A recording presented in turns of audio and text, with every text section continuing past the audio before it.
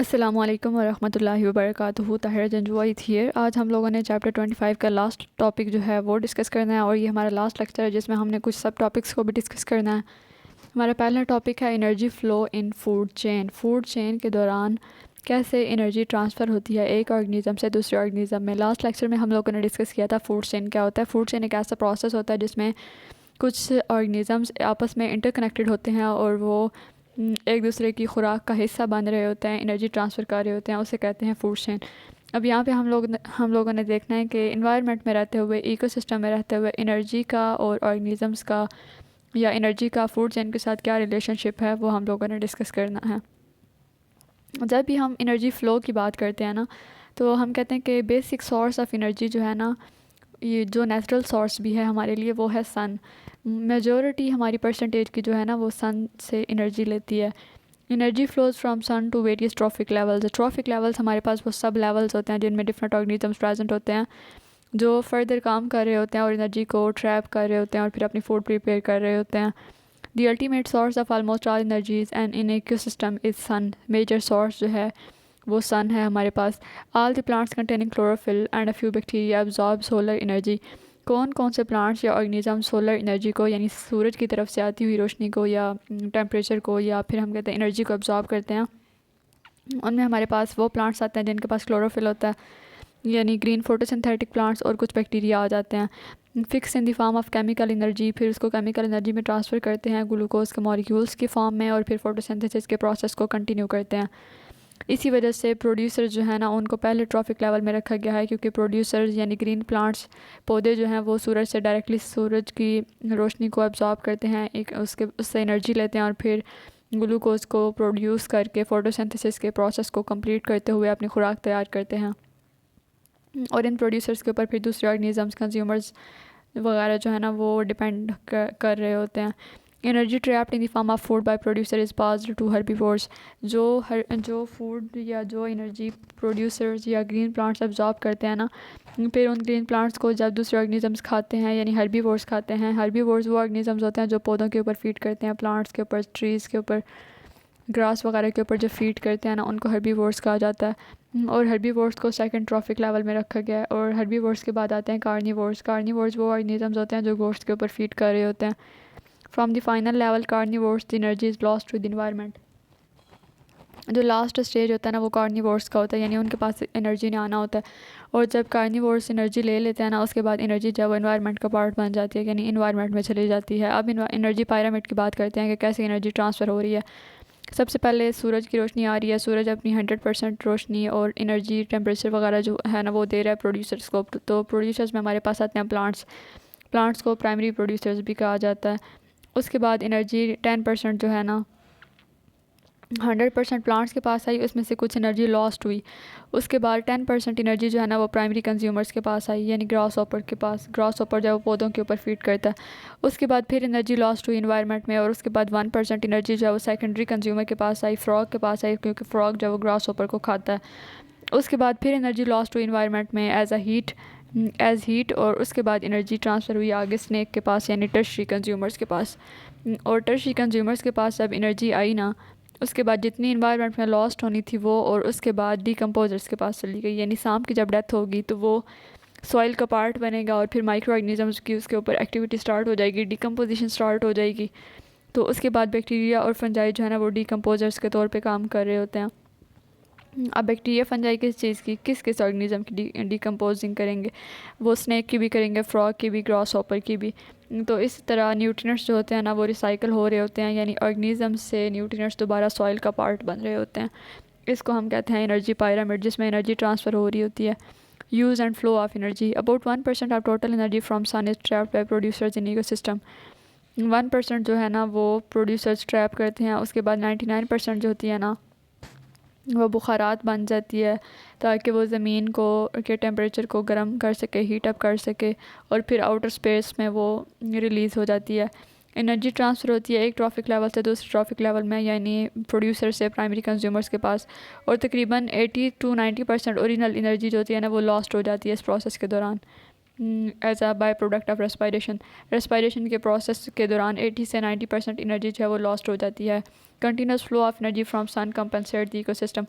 लेकिन सूरज जो है वो मुसलसल दिन के टाइम अपनी रोशनी, वो अपनी हीट एनर्जी जो है वो देता रहता है ना, तो उससे ये कमी पूरी होती रहती है और बैलेंस बरकरार रहता है। फिर प्रोडक्टिविटी को डिस्कस करते हैं। प्रोडक्टिविटी में देखा जाता है कि प्रोडक्शन का रेट क्या है। अब वो एनर्जी की प्रोडक्शन भी हो सकती है, ऑर्गेनिजम्स की प्रोडक्शन भी हो सकती है। Rate of production by living organisms per kilogram per unit time per unit area. एक एरिया में रहते हुए मखसूस टाइम में कितने केजी एनर्जी जो है वो लिविंग ऑर्गेनिजम्स ने प्रोड्यूस की है, उसको कहा जाता है प्रोडक्टिविटी। अब यहाँ पे बेसिकली एनर्जी की बात हो रही है कि कितनी एनर्जी प्रोड्यूस हुई है। Productivity refers to carbon dioxide consumed by producers. Productivity में कौन सी चीज़ें आ जाती हैं, यानी कौन से 3 काम हो रहे हो तो हम कहते हैं कि प्रोडक्टिविटी जो है वो हो रही है। प्रोड्यूसर्स ने कार्बन डाइऑक्साइड को इनटेक किया, ऑक्सीजन को रिलीज़ किया, और फोटोसिंथेसिस की प्लांट्स ने। ये 3 प्रोसेसेस आते हैं इसके अंदर। फिर प्राइमरी प्रोडक्टिविटी हम प्राइमरी का वर्ड हम इनिशियल स्टेज के लिए यूज़ करते हैं। Refers to the rate at which biomass is produced by organisms that convert inorganic substrates into complex organic substances. यहाँ पे बायोमास की बात हुई है कि वो ऑर्गेनिजम्स की डिकम्पोजिशन करते हुए नॉन लिविंग या हम कहते हैं इनऑर्गेनिक सब्सट्रेट जो है उसको ऑर्गेनिक में कन्वर्ट कर रहे होते हैं। ये लाइट एनर्जी को यूज़ करते हैं, यानी लाइट एनर्जी को कन्वर्ट करते हैं और फिर इनऑर्गेनिक न्यूट्रिएंट को ऑर्गेनिक के अंदर कन्वर्ट कर रहे होते हैं। इसको बायोमास भी कहते हैं, यानी वो कन्वर्जन जो है ना वो हमारी बायोमास होगी। इसके बाद सेकेंडरी कंज्यूमर। सेकेंडरी प्रोडक्टिविटी ये फ़ूड के ऊपर डिपेंड करती है कि कितनी कंज्यूमर ने फ़ूड इनटेक की है। प्राइमरी प्रोडक्टिविटी जो है ना उसको नेट प्रोडक्टिविटी कहा जाता है। इन्वॉल्व फीडिंग और एब्जॉर्प्शन। प्राइमरी प्रोडक्टिविटी में हम बात करते हैं फीडिंग की, ऑर्गेनिजम्स ने कितना फीड किया, कितनी एनर्जी ली, कितनी एनर्जी उसने एब्जॉर्ब की, कितनी एनर्जी को इनटेक किया। लेकिन सेकेंडरी प्रोडक्टिविटी जो है ना इसमें हम कहते हैं कि फ़ूड कितनी ली है उसने। उसके बाद जीपीपी की बात करते हैं, इसको ग्रॉस प्राइमरी प्रोडक्टिविटी कहा जाता है। ये वो केमिकल एनर्जी होती है जो कार्बन बायोमास के दौरान एक्सप्रेस की जाती है that primary producers create in given length of time. यानी वो एनर्जी जो किसी भी प्रोड्यूसर से प्रोड्यूस हो रही है, अब वो कितनी और किस हद तक प्रोड्यूस हो रही है उसको कहते हैं ग्रॉस प्राइमरी प्रोडक्टिविटी। अब 300 जाउल है और नेट प्राइमरी प्रोडक्शन 200 जाउल है, और सेल रेस्पिरेशन और लास्ट है 800 जाउल। एनर्जी जो है ना उसको यहाँ पे हम लोग जाउल में मेजर करते हैं, उसका यूनिट होता है। तो ग्रॉस प्राइमरी प्रोडक्शन जो है ना उसमें केमिकल एनर्जी का जिक्र हो रहा होता है। केमिकल एनर्जी वो एनर्जी होती है जो हम कहते हैं कि प्रॉपर न्यूमेरिकल होती है, मेजरेबल होती है, जिसको फर्दर एक्टिविटीज़ के लिए यूटिलाइज़ किया जा रहा होता है या किया जाना होता है। उसके बाद नेट प्राइमरी प्रोडक्टिविटी, यहाँ पे भी सन से एनर्जी आ रही है। नेट प्राइमरी प्रोडक्टिविटी जो है ना वो डिफरेंट होती है टोटल एनर्जी से। Total energy that is fixed by the autotrophs and the energy expensed as their own respiration losses. यहाँ पे 2 बातों का जिक्र किया हुआ है कि नेट प्राइमरी प्रोडक्टिविटी क्या होती है। इसमें डिफरेंस देखा जाता है कि ऑटोट्रॉफ ने कितनी एनर्जी को यूज़ किया है, यानी टोटल एनर्जी में से ऑटोट्रॉफ ने कितनी एनर्जी को यूज़ किया है, और उसके बाद रेस्पिरेशन में कितनी एनर्जी को लॉस किया है, रेस्पिरेशन में कितनी एनर्जी को बाहर रिलीज़ किया है, उसको कहते हैं नेट प्राइमरी प्रोडक्टिविटी। अब जो एनर्जी सेलुलर वर्क के लिए यूज़ होती है ना उसको कहते हैं एनपीपी, और एनर्जी स्टोर्ड एज बायोमास को हमने जीपीपी में से रेस्पिरेशन को माइनस करना होता है, तो हमारी नेट प्राइमरी प्रोडक्टिविटी जो है वो आ जाती है। ये इसका फार्मूला है। उसके बाद डिस्कस करते हैं बायो जियोकेमिकल साइकिल को। Bio means life, Jio means earth, and chemical cycles means के केमिकल्स को इन्वॉल्व करते हुए, गैसेस को इन्वॉल्व करते हुए, केमिकल न्यूट्रिएंट्स या मिनरल्स को इन्वॉल्व करते हुए कौन से साइकिल्स हमारे इकोसिस्टम के अंदर चल रहे हैं और वो इकोसिस्टम को मेंटेन करने में काम कर रहे होते हैं। यहाँ पे हम डेफिनेशन देख लेते हैं कि ये एक ऐसा प्रोसेस है जिसमें इनऑर्गेनिक मटेरियल जो है वो एटमॉस्फेयर में ट्रांसफ़र होता है। एटमॉस्फेयर में से इनऑर्गेनिक मटेरियल जो है वो सॉइल में जाता है और फिर लिविंग ऑर्गेनिजम्स की एक्टिविटी स्टार्ट होती है। इस प्रोसेस को कहते हैं बायो जियोकेमिकल साइकिल। और एटमॉस्फेयर में हम किस मटेरियल की बात करते हैं, हम गैसेस की बात कर रहे होते हैं, और nitrogen, oxygen, water and carbon की बात करते हैं, और कुछ वो एलिमेंट्स जो रॉक के साथ या सॉइल के साथ बाउंड हुए होते हैं, उन मिनरल्स को भी डिस्कस किया जाता है। फिर यहाँ पे देख लेते हैं दोबारा बायो जियोकेमिकल साइकिल को। Chemical elements that are required by life from living and non living parts of the ecosystem या environment.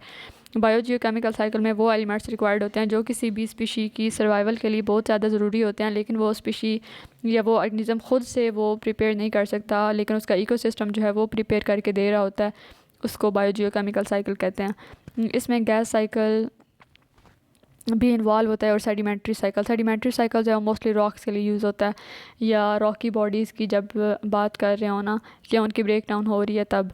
Gas cycle move through the atmosphere. Gas cycle हमने पहले भी बात की कि एटमॉस्फेयर जो है वो ब्लैंकेट ऑफ गैसेज है कि वहाँ पे सारी गैसेज मौजूद होती हैं। तो गैस साइकिल जो है वो एटमॉस्फेयर को रन कर रहा होता है। और रेजरवायर्स की बात की जाती है, एटमॉस्फेयर में कौन से वाटर रेजरवायर्स हैं। अगर हाइड्रो साइकिल की बात हो रही है तो फिर वो ओशन, लेक वगैरह आ जाते हैं। सेडिमेंट्री एलिमेंट्स में या सेडिमेंट्री साइकिल में लैंड से वाटर सेडिमेंट की बात की जा रही होती है, यानी लैंड के ऊपर कौन सी सेडिमेंट्स हैं, लैंड के ऊपर कौन सी चट्टानें हैं, कौन से रॉकी एरियाज़ हैं। और फिर सेडिमेंट्स वाटर में देखा जाता है कि पानी में कौन से ऐसे सेडिमेंट्स प्रेजेंट हैं। फिर प्लांट की ग्रोथ के लिए देखते हैं कौन से न्यूट्रिएंट्स चाहिए होते हैं। कुछ मैक्रो न्यूट्रिएंट्स होते हैं, कुछ माइक्रो न्यूट्रिएंट्स होते हैं। जो मैक्रो न्यूट्रिएंट्स होते हैं ना वो लार्ज क्वांटिटी में चाहिए होते हैं प्लांट को, लेकिन जो माइक्रो न्यूट्रिएंट होते हैं ना वो स्मॉल क्वांटिटी में भी प्लांट को अगर मिल जाएँ तो वो अपनी ज़रूरत को पूरा कर सकता है। मैक्रो न्यूट्रिएंट्स में आते हैं carbon, hydrogen, oxygen, nitrogen, phosphorus, potassium, calcium, magnesium और सल्फ़र। और माइक्रो न्यूट्रिएंट्स में हैं iron, manganese, boron, molybdenum, copper, zinc, chlorine, निकल, कोबाल्ट, सोडियम एंड सिलिकॉन। ये आप लोगों ने याद रखना है कि मैक्रो न्यूट्रिएंट कौन से होते हैं और माइक्रो न्यूट्रिएंट कौन से होते हैं। उसके बाद बात करते हैं नाइट्रोजन साइकिल की। ये भी एक बायोजियोकेमिकल साइकिल है जिसमें नाइट्रोजन गैस को इस्तेमाल किया जाता है और लिविंग ऑर्गेनिजम्स को फ़ायदा पहुंचाया जाता है। इससे बेसिकली कहते हैं नाइट्रोजन साइकिल। यहाँ पे देख लेते हैं कि सनलाइट से लाइट आ रही है या एनर्जी आ रही है प्लांट के पास, और प्लांट है, ये ट्री है प्रोड्यूसर। फिर रेस्पिरेशन का प्रोसेस होता है तो हीट रिलीज़ हो जाती है। उसके बाद प्रोड्यूसर्स जो है ना उसके पास डीकम्पोजर्स भी मौजूद होते हैं और ये डीकम्पोजर्स जो है ना ये डीकम्पोजिशन करते हैं और दोबारा एनर्जी प्रोड्यूस करते हैं। उसके बाद इसी ग्रीन प्लांट को या ट्री को एनिमल खाते हैं और वो एनिमल हो गया कंज्यूमर। अब कंज्यूमर भी रेस्पिरेशन करके एनर्जी को रिलीज़ करता है और कंज्यूमर जो है जब वो सॉइल का पार्ट बनता है, जब उसकी डेथ होती है तो डीकम्पोजर्स उसके ऊपर एक्टिविटी करते हैं। और नीचे हमारे पास वो रॉक्स प्रेजेंट हैं जिनके ऊपर पास वाटर भी है और मिनरल भी है। और ये प्रोड्यूसर या प्लांट जो है ना वो अपनी रूट्स के थ्रू यहाँ से वाटर और मिनरल ले रहा होता है। उसके बाद दोबारा यहाँ पे देख लेते हैं नाइट्रोजन साइकिल को। यहाँ पे नाइट्रोजन बेसिकली इन्वॉल्व होती है हर प्रोसेस के दौरान। नाइट्रोजन प्रेजेंट है प्लांट के पास, फिर नाइट्रोजन फिक्सेशन हो रही होती है और डीनाइट्रिफिकेशन हो रही होती है। डीनाइट्रिफिकेशन जो है ना वो डीनाइट्रीफाइंग बैक्टीरिया के थ्रू हो रही होती है। नाइट्रोजन फिक्सेशन हुई और नाइट्रोजन फिक्सिंग बैक्टीरिया इन्वॉल्व हुआ। उसके बाद अमोनिया बना, अमोनिया से फिर दोबारा नाइट्रिफिकेशन हुई और नाइट्राइट्स बने और नाइट्रीफाइंग बैक्टीरिया प्रेजेंट था यहाँ पे। उसके बाद एसिमिलेशन का प्रोसेस हुआ, नाइट्रिफिकेशन का प्रोसेस हुआ और डीनाइट्रिफिकेशन का प्रोसेस हुआ। ये सब कुछ इन्वॉल्व होता है नाइट्रोजन साइकिल में। हम स्टेप्स देख लेते हैं कि कौन से प्रेजेंट होते हैं। Ammonification, nitrification and assimilation. Ammonification जो है ना वो ऐसा प्रोसेस होता है जिसमें प्लांट जो है ना वो नाइट्रोजन को ऑब्टेन करता है, लेकिन किस फॉर्म में, अमोनियम आयंस की फॉर्म में या नाइट्रेट की फॉर्म में। और जब वो इनटेक करता है तो नाइट्रोजन को रिड्यूस कर देता है to inorganic form such as ammonium, यानी नाइट्रोजन की रिडक्शन होती है और वो अमोनियम में कन्वर्ट हो जाती है। और ऑर्गेनिक नाइट्रोजन जो है ना वो रिड्यूस्ड फॉर्म होती है नाइट्रोजन की, नाइट्रोजन एटम की, जो जिसके पास पोटेंशियल केमिकल एनर्जी होती है। पोटेंशियल एनर्जी वो होती है जो किसी भी चीज़ के अंदर स्टोर हो ही होती है और बाद में उसने यूज़ होना होता है। ऑर्गेनिक नाइट्रोजन जो है ना वो प्रोटीन्स बनाने के लिए इस्तेमाल होती है और डीकम्पोजर्स जो है ना वो इन्वॉल्व होते हैं अमोनिफिकेशन के अंदर, यानी बैक्टीरिया, एल्गी वगैरह। यहाँ पे हम लोग देख लेते हैं सॉइल ऑर्गेनिक मैटर है, मैन्योर, उसके बाद रॉटिंग प्लांट रेजिड्यूज यानी बचा खुचा प्लांट का पार्ट जो है उससे उसके हमारे बने अमोनिया NH3 और अमोनिया से बने अमोनियम आयंस NH4 पॉजिटिव। और सॉइल बैक्टीरिया इसके अंदर इन्वॉल्व हुए और सॉइल जो हमारी कैसी थी, वेट और ड्राई सॉइल थी। उसके बाद है नाइट्रिफिकेशन। ये भी बायोलॉजिकल प्रोसेस होता है जिसमें फ्री अमोनिया जो है ना वो नाइट्राइट या नाइट्रेट के अंदर कन्वर्ट हो जाती है। फ्री अमोनिया कहते हैं NH3 को, जो कन्वर्ट होती है नाइट्राइट में यानी NO2 में। और बैक्टीरिया इन्वॉल्व होता है या माइक्रो ऑर्गेनिज्म होता है नाइट्रोबैक्टर। फिर NO2 जो है वो फर्दर कन्वर्ट हो जाता है दोबारा से नाइट्रेट में, जो कि नाइट्रेट होता है NO3। और यहाँ पे हमारे पास बैक्टीरिया होता है नाइट्रोसोमोनास। ये कंपाउंड्स होते हैं ना ये ड्रिंकिंग वाटर को कॉन्टामिनेट कर देते हैं, यानी पानी पीने लायक जो होता है ना उसको, उसकी pH को डिस्टर्ब कर देते हैं। These compounds are actually primary drinking water contaminants but at the point of entry of the system only। लेकिन जब ये सिस्टम में एंट्री कर रहे होते हैं ना तो इनका लेवल क्या होता है, नाइट्राइट 1 ppm और नाइट्रेट 10 ppm। यहाँ पे नाइट्रिफिकेशन का रिएक्शन देख लेते हैं। NH4 पॉजिटिव हमारे पास अमोनियम आयंस मौजूद थे, वो आगे NO2 नेगेटिव में कन्वर्ट हुए हैं और उसके बाद NO2 नेगेटिव जो है वो नाइट्रोबैक्टर है यानी नाइट्राइट बन रहे हैं और उसके बाद नाइट्रेट का प्रोसेस हो रहा है। जो अमोनियम आयन है वो हमारे पास कन्वर्ट हो रहा है पहले नाइट्राइट में और उसके बाद नाइट्रेट में। ये इक्वेशन हमें ये बताती है। उसके बाद हमारे पास स्टेप है नाइट्रोजन एसिमिलेशन का। यहाँ पे प्लांट जो है वो एसिमिलेट करता है नाइट्रेट को जो उसने एब्जॉर्ब किया होता है रूट से, और ऑर्गेनिक नाइट्रोजन कंपाउंड के अंदर कन्वर्ट कर रहा होता है उसको। और पहला स्टेप यहाँ पे ये होता है कि नाइट्रेट जो है ना उसकी रिडक्शन हो रही होती है, वो नाइट्राइट में कन्वर्ट हो जाता है। कहाँ पे कन्वर्ट होता है? साइटोसोल में। और एंजाइम कौन सा होता है इसके बाद? Nitrate reductase nitrate reductase enzyme जो है ना वो यहाँ पे इन्वॉल्व होता है। और यहाँ पे देख लेते हैं नाइट्रेट रिडक्टेज कैसे हो रहा है। और यहाँ पे हिंग रीजन्स हैं, सी टर्मिनस है, 2 इलेक्ट्रॉन्स की प्रोडक्शन हो रही होती है, यानी NADH जो है ना उसने 2 इलेक्ट्रॉन रिलीज़ किए और वो FAD में कन्वर्ट हो गया, फ्लेविन आर्जिनिन डाइन्यूक्लियोटाइड में चेंज हो गया। फिर NADH जो है वो 2 न्यूक्लियोटाइड में उसने रिलीज़ किया और FAD में चेंज हुआ। उसके बाद हीम में चेंज हुआ, और हीम में यहाँ पे हम कहते हैं मोको में। और उसके बाद NO3 नेगेटिव आयंस हमारे पास प्रोड्यूस हो रहे हैं, यानी नाइट्रेट रिडक्टेज का प्रोसेस हो रहा है। उसके बाद बात करते हैं डीनाइट्रिफिकेशन की। ये ऐसा प्रोसेस होता है जिसमें नाइट्रेट जो है ना वो दोबारा नाइट्रोजन गैस के अंदर कन्वर्ट हो रहे होते हैं। डीनाइट्रीफाइंग बैक्टीरिया यहाँ पे प्रेजेंट होते हैं, फॉर एग्जांपल बैसिलस, पैराकोकस और स्यूडोमोनास। और ये इंपॉर्टेंट होती है डीनाइट्रिफिकेशन जो है ना, ये एनर्जी को प्रोड्यूस करने के लिए और नाइट्रोजन को फिक्स करने के लिए एनवायरनमेंट में, यही इकोसिस्टम में। NO3 नेगेटिव आयन जो है वो आगे रिड्यूस हो रहा है NO2 नेगेटिव में, और उसके बाद नाइट्रोजन ऑक्साइड में। और नाइट्रोजन ऑक्साइड जो है ना डाई नाइट्रोजन ऑक्साइड मिल के बना देती है नाइट्रोजन। उसके बाद हम बात करते हैं सॉइल इरोजन की। सॉइल की नेचुरल कंडीशन जो है अगर वो ख़राब हो जाए, यानी सॉइल की अपीयरेंस ख़राब हो जाए, उसका टेक्सचर ख़राब हो जाए, तो उसे कहते हैं सॉइल इरोजन। और ये किसी भी वजह से हो सकता है, वाटर की वजह से यानी सैलाब वगैरह की वजह से, और विंड की वजह से। वाटर की वजह से भी होती है, विंड की वजह से भी होती है, और टिलेज की वजह से भी होती है, यानी बहुत अरसा वहाँ पे पानी खड़ा रहा है और दरारें वगैरह पड़ गई हैं ज़मीन में। और ये सब कुछ जो है ना ये ज़रात को इफ़ेक्ट करता है और नेचुरल इन्वायरमेंट को इफ़ेक्ट कर रहा होता है। उसके बाद हमारे पास रेमेडीज़ आती हैं कि हम सॉइल इरोजन को कैसे नॉर्मल कर सकते हैं। सॉइल इरोजन तब होती है जब सॉइल में नाइट्रोजन की कमी हो जाती है, तो हमें नाइट्रोजनस फर्टिलाइज़र्स जो है ना उनका इस्तेमाल करना चाहिए और नाइट्रोजन फिक्सेशन का प्रोसेस यूज़ करना चाहिए। ये एक साइकिल होता है जो मेंटेन करता है नाइट्रोजन फिक्सेशन को, और इसमें बैक्टीरियाज इन्वॉल्व होते हैं जो केमिकल रिएक्शंस कर रहे होते हैं। नॉन सिम्बियोटिक नाइट्रोजन फिक्सेशन भी हो सकती है जिसमें हमारे पास ऑर्गेनिजम्स इन्वॉल्व होते हैं, एजोटोबैक्टर, क्लोस्ट्रीडियम और साइनोबैक्टीरिया या नॉस्टॉक। और सिम्बियोटिक नाइट्रोजन फिक्सेशन में राइजोबियम होती है हमारे पास, जो रूट नोड्यूल्स के साथ लिंक बना रहा होता है। और उसके बाद लाइटनिंग या थंडरस्टॉर्म जो है ना ये भी इफ़ेक्ट करते हैं काफ़ी हद तक किसी भी सॉइल के टेक्सचर को ख़राब करने में और सॉइल इरोजन के काज करने में। आई होप आज के लेक्चर में जितना भी हम लोगों ने डिस्कस किया, कोई भी कन्फ्यूजन हो तो आप लोग पूछ सकते हैं, मोस्ट वेलकम। और आपको समझ भी आ गई होगी। फ़ी अमान अल्लाह, अल्लाह हाफ़िज़।